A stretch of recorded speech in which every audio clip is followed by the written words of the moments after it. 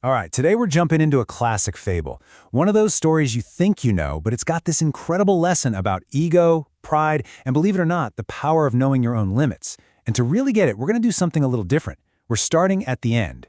Yeah, that's the final line of the story. A mother just laying down this absolutely crushing truth bomb on her son. So, what on earth happened here? What could a kid possibly do to get that response?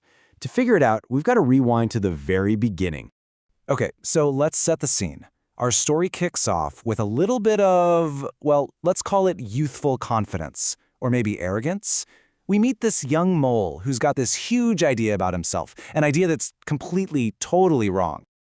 So picture this little guy. He goes up to his mom and basically says, "Hey, everyone says I'm blind, but guess what? I can see." He's so desperate to prove he's more than what he is, right? To break free from his limitations. And you know what? We've all been there, haven't we? Now, his mom is smart. She knows arguing is pointless. So instead, she comes up with this brilliant little test. She takes a piece of frankincense, and you know frankincense has this super strong, distinct smell, right? She puts it in front of him. The key here is she's not testing his sight. She's testing the senses he actually has. And here it is, the moment of truth. The little mole stares at it, tries so hard to see it, and then he says with all the confidence in the world, "Oh, that's a pebble." And this is the whole point of the story.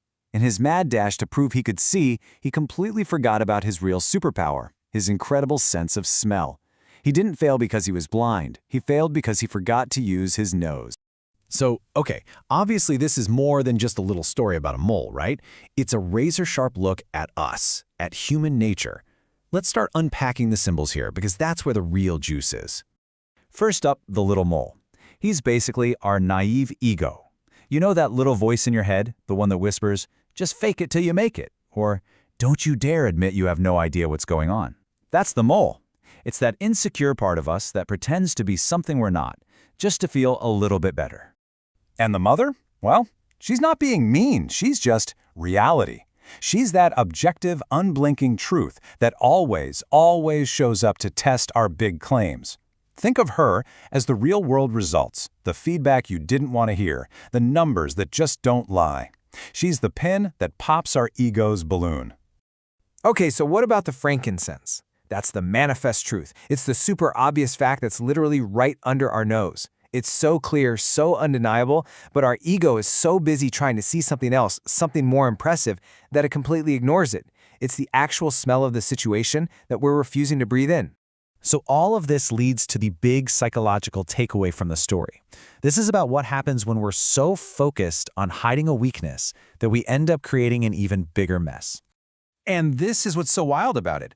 The mole's blindness was never the problem. That's just who he is. The real problem, the thing that caused his downfall, was his pride about being blind, his ego. That pride was so powerful it made him totally forget about his actual superpower, his nose. I mean, he literally traded a world-class skill for a non-existent one. So the fable really puts a mirror up to us, doesn't it? It makes you ask yourself, where in my life am I claiming to have sight?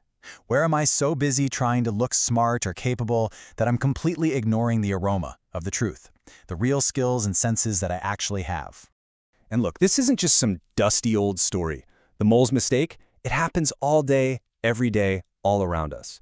So let's take a look at what this frankincense test looks like in our modern lives. You can see just how this plays out everywhere. Think about it personally. You pick up a new hobby, read one article, and suddenly you're an expert, right? You're so busy seeing the pebble of your supposed knowledge that you lose the scent of real learning. Or what about with other people? You pretend to get what your partner is saying just to seem supportive, but you're not really listening. You completely miss the aroma of what they actually need.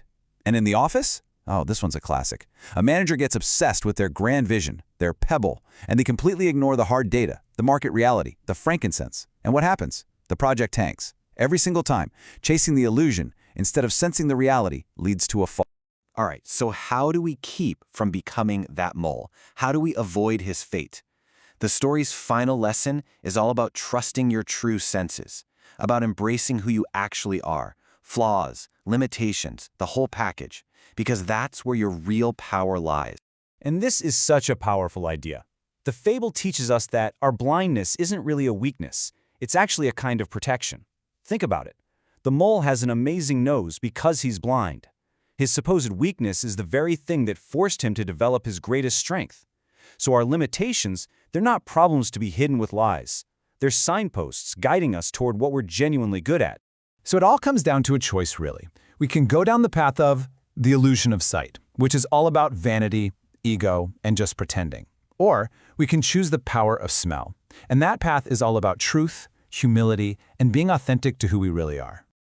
So, if you want to bring this idea into your own life, here are a few simple mantras to keep in mind. First, I am honest about my limitations and master my genuine gifts. Second, I rely on the tools I possess, not the illusions I desire. And finally, I value the aroma of truth over the vision of vanity. These are just great little reminders to keep us grounded, to focus on what's real. And really, that's what it all boils down to. It's so much safer, so much smarter to be a mole who knows he's blind than a mole who thinks he's a hawk. It's better to be a master of your own little tunnel than to pretend you can soar in a sky you weren't built for. Knowing yourself, truly accepting yourself, isn't weakness, it's your greatest strength. It's what keeps you safe. So let me leave you with this question. What's the aroma of truth that you might need to pay a little more attention to in your own life?